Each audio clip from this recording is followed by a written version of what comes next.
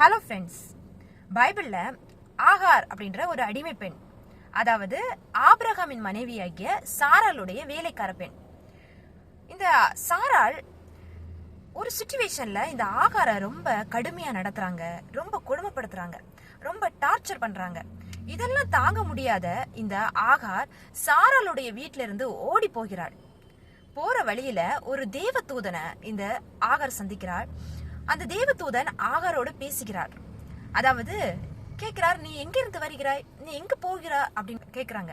அப்போ ஆகார் சொல்றார், நான் என்னுடைய நாச்சியாராகிய சாரலிடம் இருந்து ஓடி போகிறேன் அப்படின்னு சொல்றாருங்க.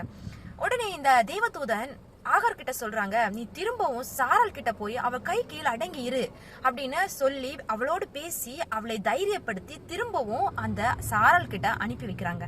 அந்த அடிமை பெண் தேவனை அறியாதவளா இருந்தாள். ஆனால் தேவன் அவளை சந்திச்சு அவளோடு பேசி அவளை தைரியப்படுத்தின பிறகு அவள் தேவனுக்கு ஒரு பேர் வைக்கிறாள். அது என்ன தெரியுமா? நீர் என்னை காண்கிற தேவன் அப்படின்னு ஒரு பேர் வைக்கிறாங்க. திரும்பவும் சாரல் கிட்ட திரும்பி போய் தைரியமா இருக்கிறாங்க.